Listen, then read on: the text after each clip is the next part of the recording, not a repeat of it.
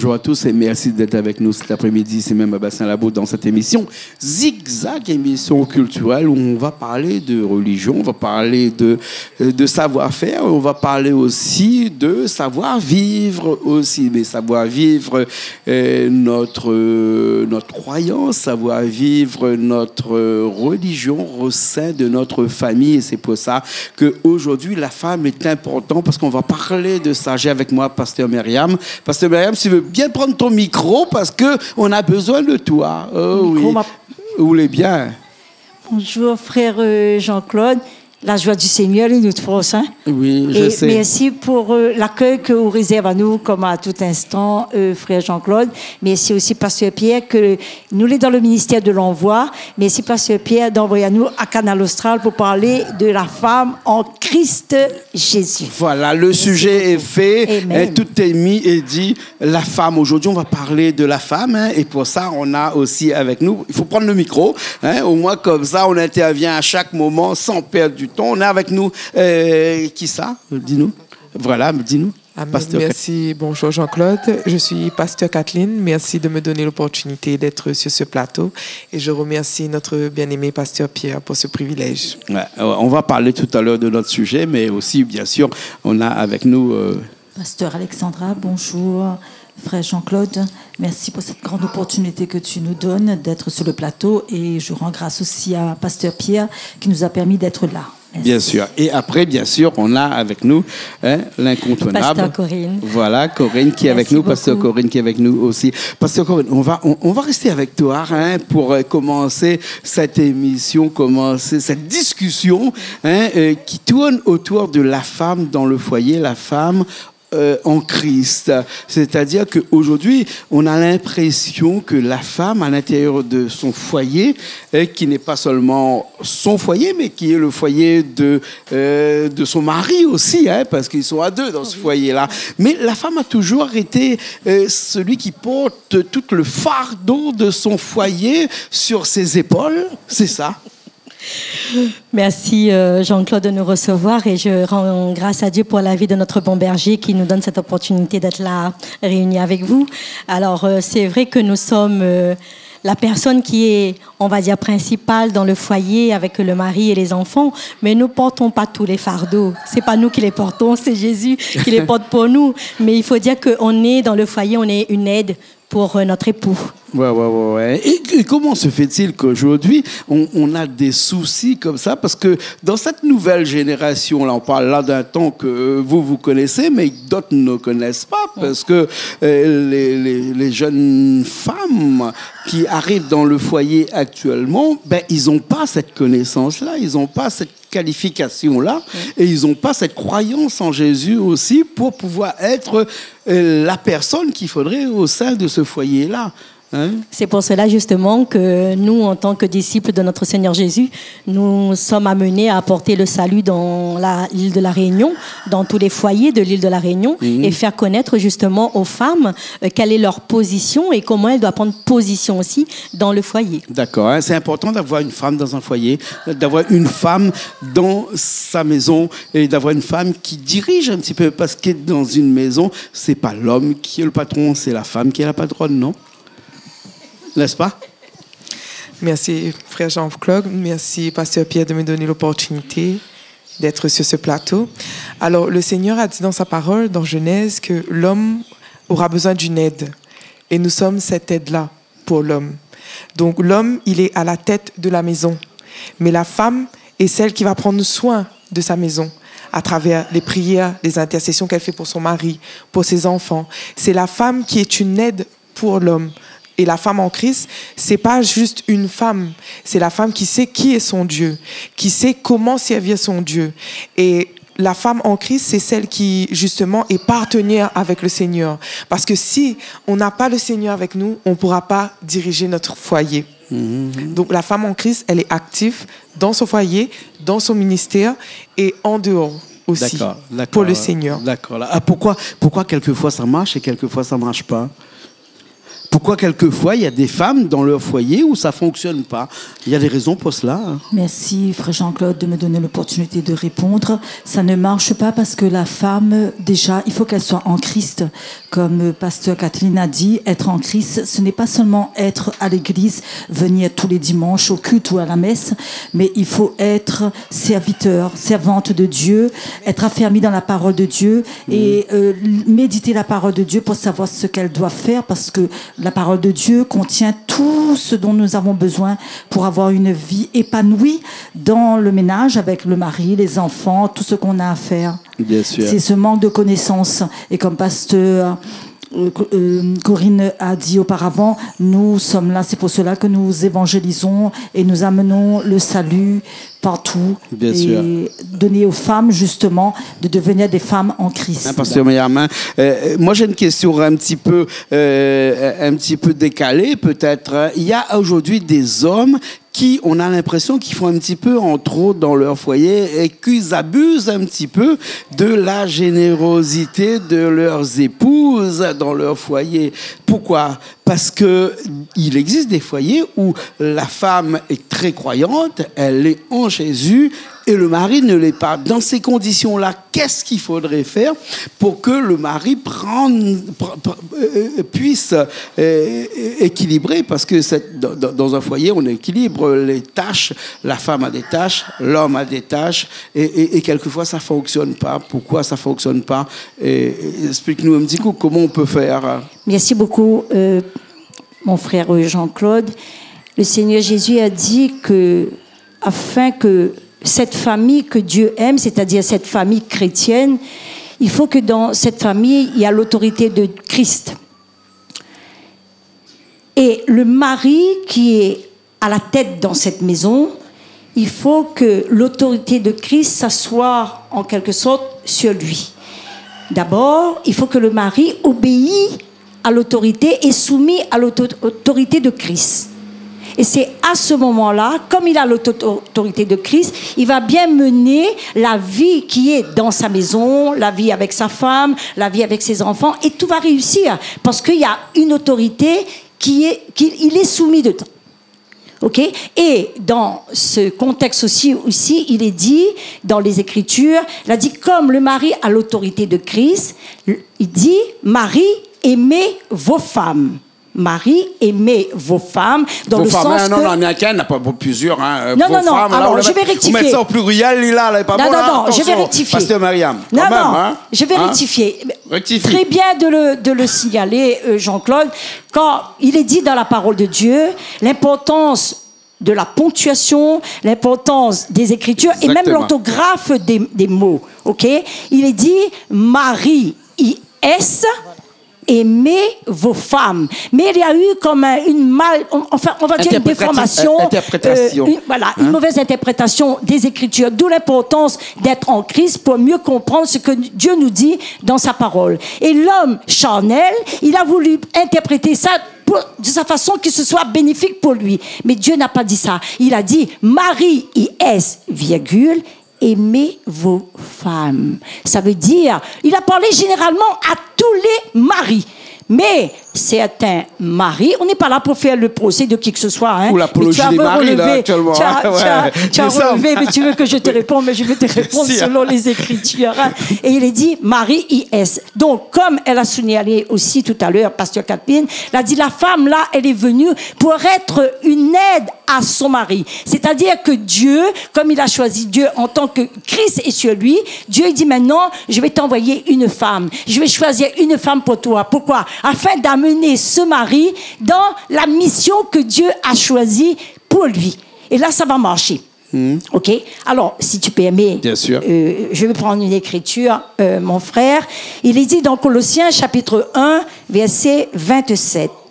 Dieu a voulu faire connaître quelle est la glorieuse richesse de ce mystère parmi les païens, savoir Christ en vous, l'espérance de la gloire. Avoir Christ en nous, comme tout à l'heure on a parlé aussi avec, et les autres pasteurs sont intervenus, il dit avoir Christ en nous, ça nous amène aussi à devenir cette aide, à devenir participant, à devenir partenaire, à venir aussi aider les autres et avoir dans la maison où la femme en Christ va donner l'éducation, l'enseignement selon la parole de Dieu approprié à ses enfants, afin que ses enfants et même son mari ne va pas dans tous les sens ou quoi que ce soit. D'où l'importance d'avoir la connaissance de la parole de Dieu. Bien sûr, Pasteur Myriam, on est d'accord avec ça, on est d'accord avec toi, mais là, on vit dans un monde, en 2024, aujourd'hui, on a l'impression de croire ou de penser que certaines femmes ne sont pas forcément en Christ, ils sont à côté du Christ et ils ne font pas de leur foyer ce que Christ écrit dans la Bible. Ici, ils sont un petit peu, quand même, un petit peu papillons, un petit peu fleurs bleues, ils sont un petit peu, comme on dit, je ne vais pas dire le mot ici, mais quelquefois, actuellement, en 2024, on a beaucoup de femmes qui ne sont pas ce stéréotypé que tu nous décris depuis tout à l'heure quand même. Hein? Et comme il a dit, merci frère Jean-Claude, merci de me laisser la parole, Dieu veut que tous le connaissent et qu'ils entrent dans la connaissance, les femmes surtout, et qu'ils deviennent des femmes en Christ afin de faire quoi? La volonté de Dieu sur la terre. Nous sommes là, quand nous venons ici, nous apportons la parole de Dieu, nous apportons la connaissance de la parole de Dieu. C'est aussi, quand les autres nous voient et nous entendent, afin qu'ils deviennent comme nous. Et nous servons d'exemple aux autres femmes afin de les amener et aussi amener dans la parole de Dieu. Sans la parole de Dieu, on va avoir une vie un peu controversée de ce que Dieu attend de nous. Bien sûr. Et nous, on est là pour enseigner les femmes, le peuple de Dieu, les amener à la connaissance de Christ Jésus. Bien sûr, ça devient un peu difficile actuellement avec ce nouveau monde qui arrive, avec toutes ces influences que l'on a qui arrivent dans nos foyers, hein, ces influences de la télévision, par exemple. Maintenant, on a TikTok, on a Facebook, on a beaucoup d'influences extérieures qui rend la femme un petit peu de plus en plus autonome et qui se disent peut-être que dans leur foyer, le mari, il est là, bon, ça va, il fait ce qu'il veut, mais moi, la femme, je veux faire ce que je veux. Comment faire pour essayer d'extrapoler tout ça et de faire en sorte que la femme devienne vraiment cette femme en Christ et qui, dans son foyer, fait en sorte de respecter vraiment la parole de Dieu? Qu'est-ce qu'il faudrait faire, peut-être, pasteur Catherine?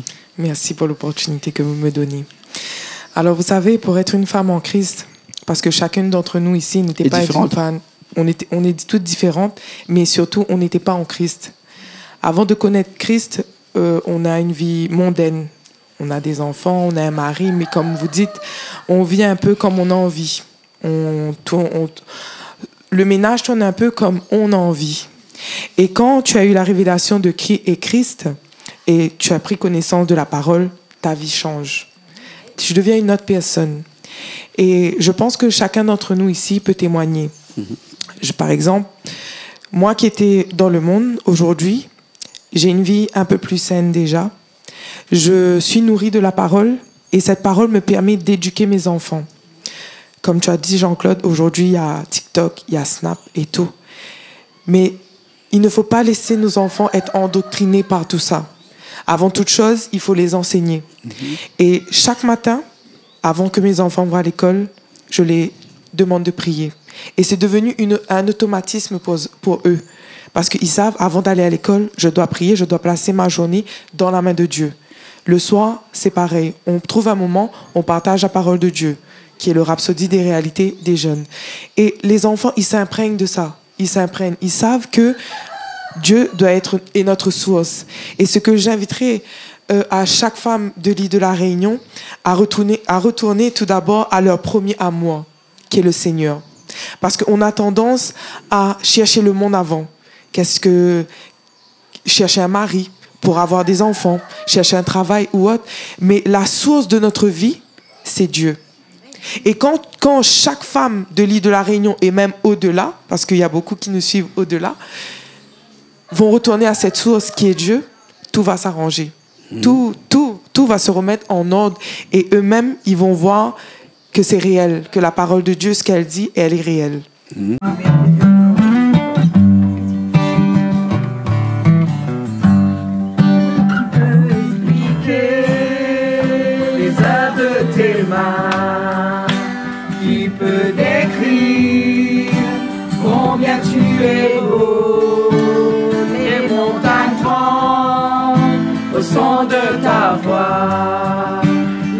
démons s'enfuient à la mention de ton nom.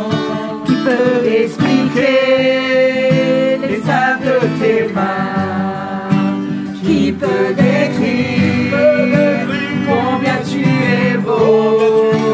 Les montagnes tremblent au son de ta voix. Les démons s'enfuient à la mention de ton nom. Tu es merveilleux, oh Dieu. Tu es grand et puissant Dieu. Tu es glorieux, oh Dieu. Le sang je suis, le seul fort et capable. Il n'y a pas de Dieu plus grand que toi. Aucun Dieu plus grand que toi, Seigneur. Aucun Dieu ne peut faire des choses que tu fais. Tout-puissant. Il n'y a pas de Dieu plus grand que toi. Aucun Dieu plus grand que toi, Seigneur. Aucun Dieu ne peut faire les choses que tu fais. Tu es tout-puissant.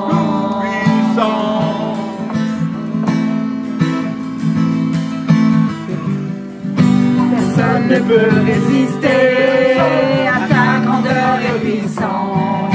Personne ne peut contester la puissance de ton nom. En ton nom, nous conquérons des royaumes et gouvernements. Ton nom est le plus grand de tous. Personne ne peut résister à ta grandeur et puissance.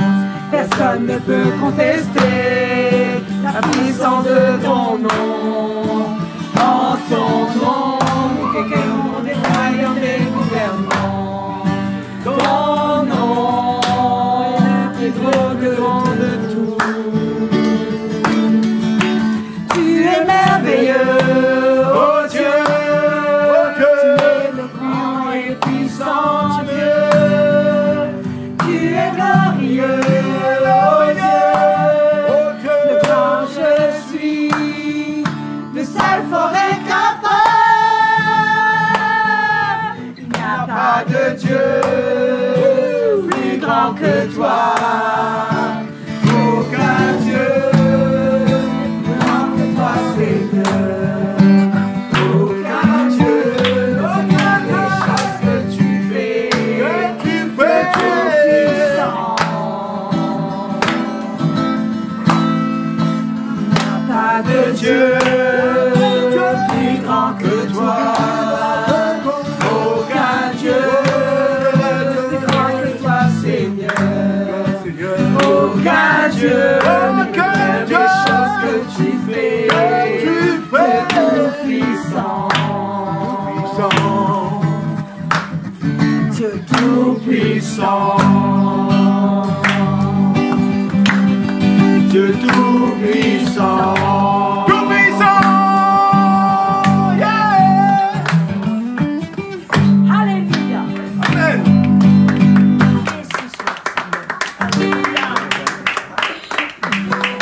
Canal Austral! Canal Austral et magistral! Dieu parmi nous! Alléluia! Amen! Dieu, Jésus, c'est vraiment les armes qu'on peut avoir pour lutter contre toute cette décadence que l'on voit tous les jours et ici, toute cette décadence qui font que la vie n'est plus ce qu'il était avant, parce qu'avant c'était différent. Avant, une femme dans son foyer, il s'occupait de son foyer, s'occupait de son mari, s'occupait de ses enfants. Aujourd'hui, on a vraiment l'impression que tout ça change. Et ça va changer encore, ça va changer de plus en plus parce que il y a une logistique télévisuelle, une logistique Internet qui est arrivée qui fait croire à un certain nombre de femmes que la vie n'est pas ce que eux ils croient, c'est pas ce que Jésus a dit, c'est pas ce que la Bible a dit, mais autre chose. Est-ce que c'est pas là quelque part un petit peu démoniaque quand même, un petit peu quelque chose qui a été fait pour faire en sorte que les femmes dérivent du vrai chemin, du chemin que Jésus a tracé pour eux, hein, Pasteur Alexandra? Oui. Merci, Frère Jean-Claude, pour cette opportunité. Oui, tu as complètement raison. Ce sont les œuvres de l'ennemi parce que Jésus est venu pour construire et l'ennemi est venu pour détruire. Il détruit tout sur son passage et il va trouver toutes les techniques afin d'amener toutes les personnes, même ceux qui croyaient en Dieu, à le suivre. Parce que lui, il connaît où il va partir et il veut emmener tout le monde là où il va, en enfer, bien sûr, dans les temps de feu. Mais grâce soit rendue à Dieu par rapport à toutes ces manigances, tout ce qu'il fait sur les réseaux, TikTok, à la télévision, les films, tout ça. Il nous a donné ce commandement, le Seigneur, de prier sans cesse. Et grâce à nos prières, nous pouvons détruire toutes les œuvres de l'ennemi. Même s'il a un projet, nous savons que celui qui est en nous est plus grand que celui qui est dans le monde. Et la force de la prière, si toutes les personnes qui nous entendent savent la puissance de la prière, c'est vraiment une grande puissance qui change tout. C'est pour cela que le Seigneur nous a dit de prier sans cesse. C'est là que nous renversons tous les plans de l'ennemi et nous amenons toutes les pensées captives à la parole de Dieu. Ceux qui ont oublié leur premier amour, comme Pasteur Catherine a dit, ou ceux qui ne connaissent pas Dieu, ils vont connaître, ils vont avoir cette envie parce que c'est le Saint-Esprit qui est à l'œuvre et c'est la volonté de Dieu que tous soient sauvés et parviennent à la connaissance de la parole. Ça, c'est la puissance de Dieu qui est omnipotent, omniscient, omniprésent et qui continue d'agir dans le monde entier. Et nous sommes convaincus. Bien sûr. Et ça, c'est pas seulement les paroles de Pasteur Alexandra, mais il y a aussi dans la Bible des textes qui le disent. Hein? Peut-être avec Pasteur Catherine, un texte de la Bible qui nous rappelle un petit peu tout ça, peut-être, non? Hein? Par rapport à la femme en Christ, oui, nous avons dans Proverbe 31 qui nous dit que déjà, il nous dit celui qui trouve, Proverbe 18, verset 22, il dit celui qui trouve une femme trouve le bonheur. C'est une grâce qu'il obtient de l'Éternel. Mais comme je vous ai dit, ce n'est pas n'importe quelle femme, c'est la femme en Christ. Vous savez, aujourd'hui, quand vous regardez dans les couples, chacun fait un peu ce qu'il veut, ou bien ils s'autocritiquent eux-mêmes, et pourtant ils sont en couple ensemble.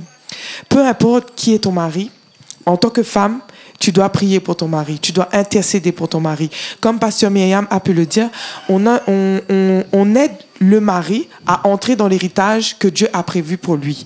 Peu importe que demain, tu es à l'église et que ton mari n'y est pas, tu pries pour lui. Et pas, on le critique pas en fait. On prie pour lui, on intercède pour lui, on l'enseigne à travers ce que nous, on reçoit. Et c'est ça aussi la femme en Christ. C'est d'aider son mari, d'être une aide pour son mari et non de critiquer, non pas de autre chose. Bien sûr, bien sûr. Alors, bien sûr, tout ça, c'est bon, mais il faudrait vivre presque à la limite aujourd'hui dans un monde de bisounours pour pouvoir que tout ça existe vraiment, hein? N'est-ce pas? Hein?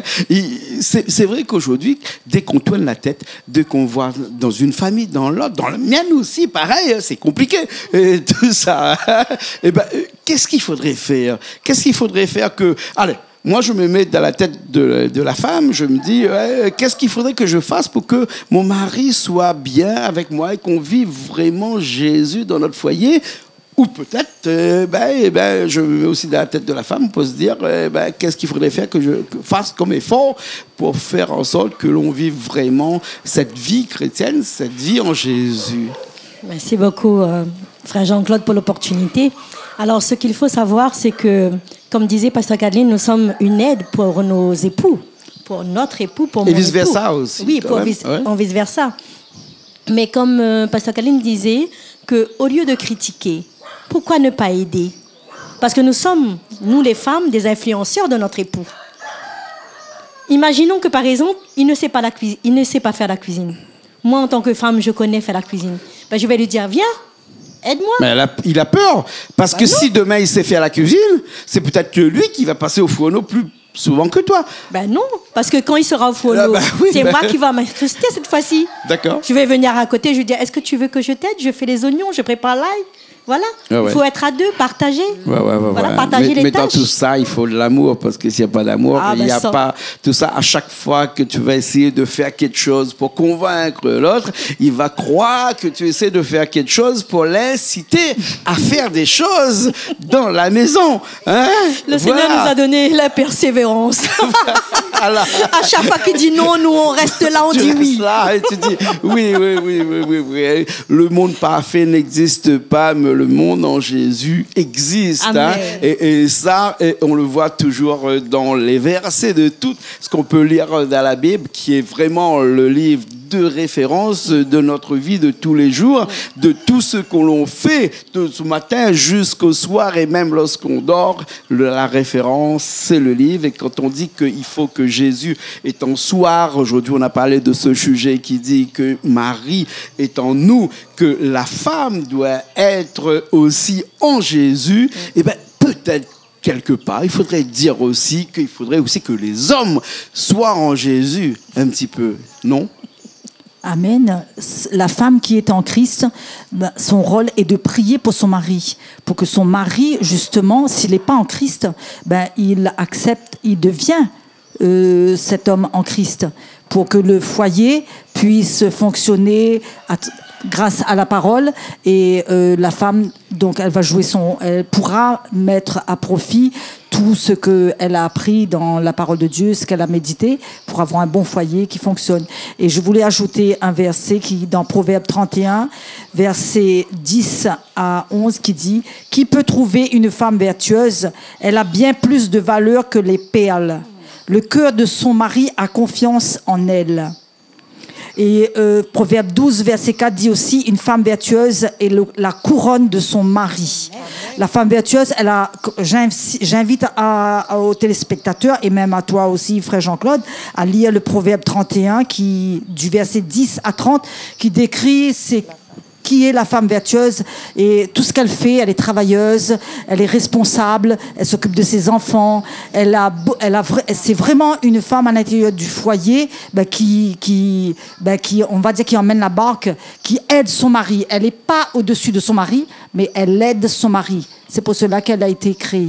Bien sûr. On va finir par une citation qui me tenait à cœur depuis très très longtemps. Hein, une citation, je crois que c'est Jean-Jacques Rousseau qui dit ça, mais j'ai peur de me tromper, donc on va vérifier plus tard, hein, qui a dit que l'homme est un roseau le plus faible de la nature, mais c'est un roseau pensant. Hein, et c'est-à-dire qu'à l'intérieur d'un foyer, l'homme ne doit pas être seulement celui qui pense. Hein, c'est aussi la femme qui doit penser. Hein, et il y a un mot latin aussi qui reprend un petit peu tout ça à l'intérieur du foyer, hein, un mot latin, hein, qui veut dire in solidum. Je l'emploie souvent, ce mot-là, in solidum, c'est-à-dire que tout le monde doit être solidairement lié. La femme doit être liée à l'homme et l'homme doit être lié à la femme. Hein.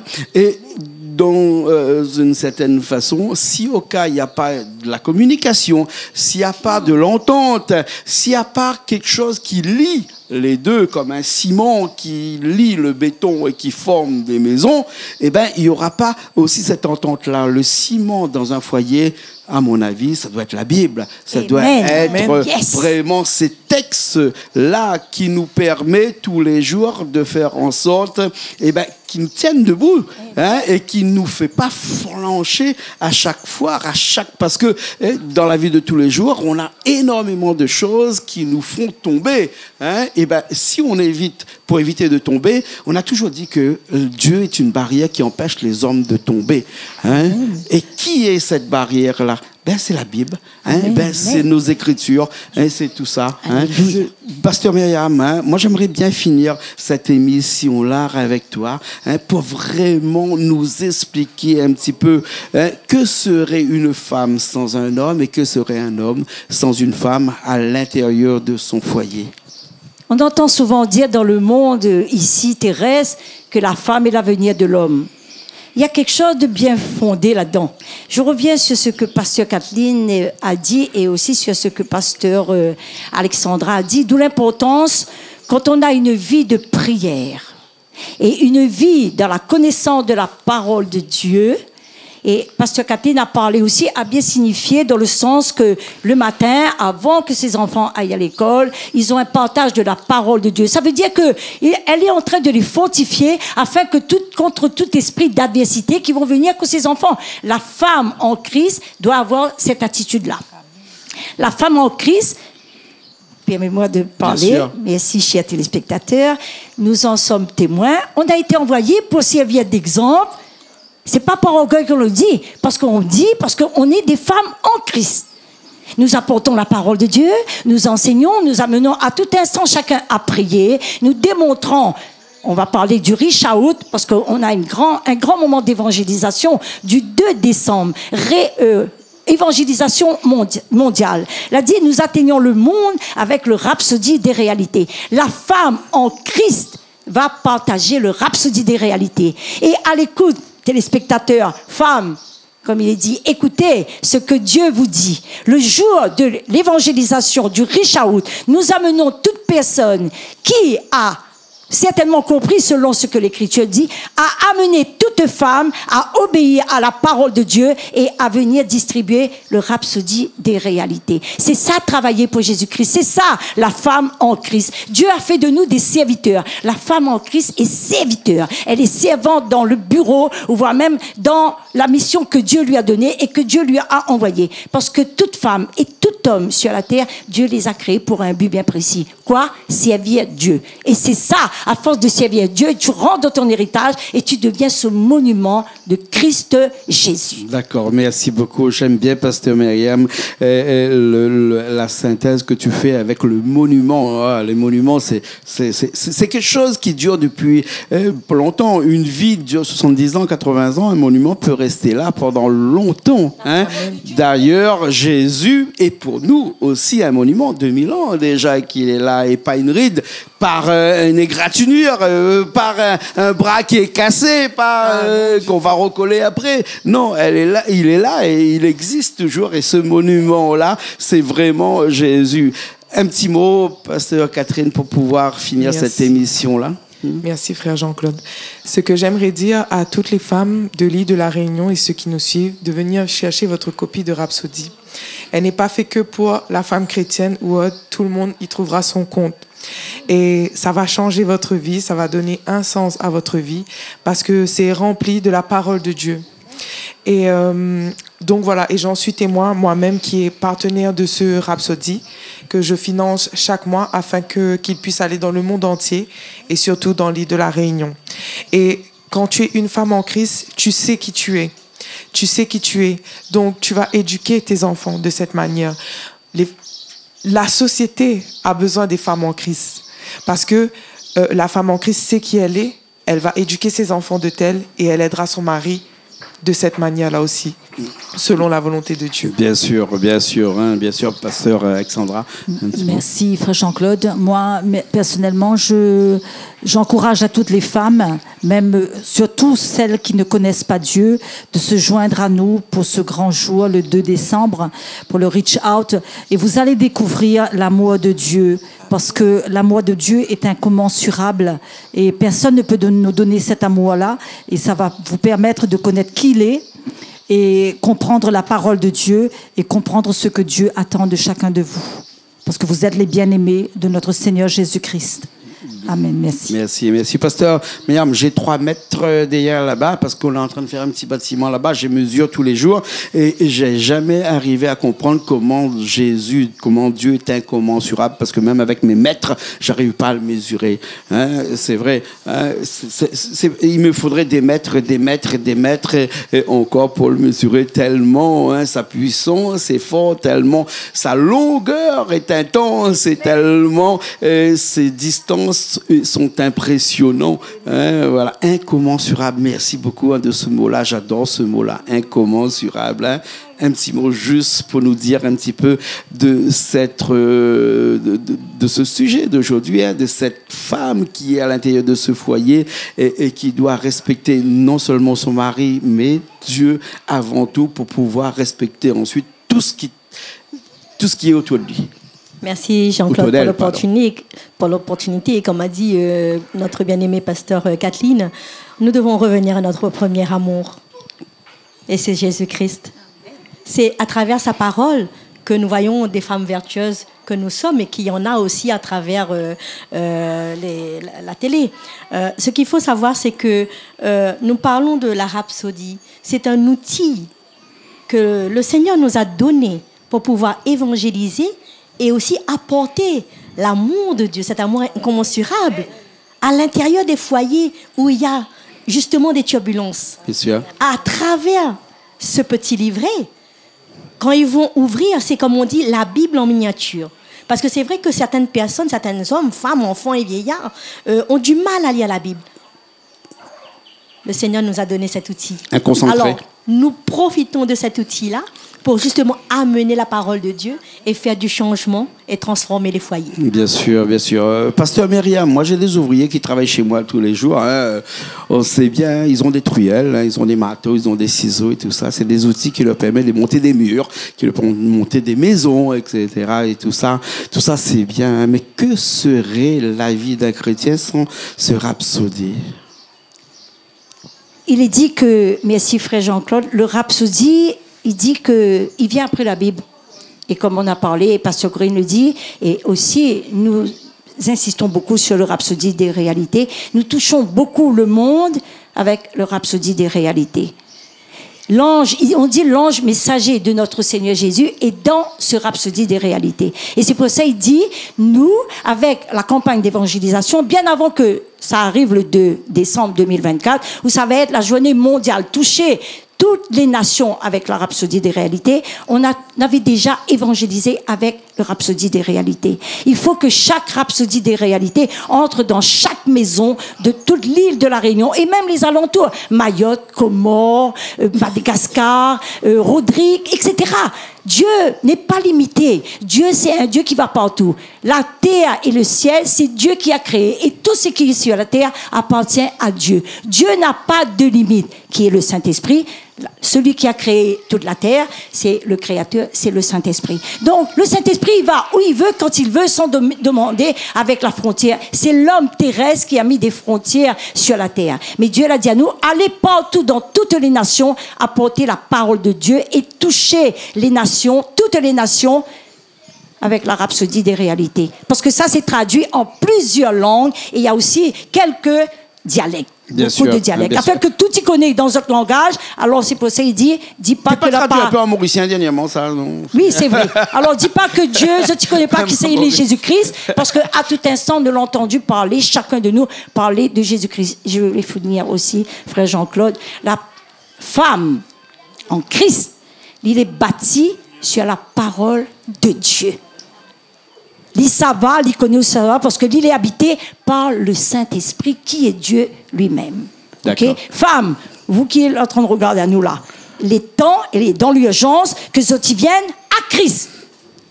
Amen. Merci beaucoup. Merci beaucoup. Merci à tout le monde ici d'être sur ce plateau-là et d'avoir parlé de ce sujet très important, hein, de ce sujet qui des fois nous échappe un petit peu, mais en tout cas nous on était contents ce soir d'avoir participé à cette discussion, hein, à ce témoignage, ces témoignages aussi. Nous on se retrouve une prochaine fois, hein, bien sûr, avec vous tous ici dans une prochaine émission. Hein. Merci beaucoup à Richard qui nous a fait le plaisir de patienter en régie pour nous mixer au niveau du son, au niveau des images. Merci Richard qui me fait un plan sur moi là. Nous on se retrouve une prochaine fois dans une nouvelle émission Zigzag, une émission culturelle toujours sur Canal Austral. Merci beaucoup. Merci Pasteur Pierre aussi. Hein? Allez, à bientôt.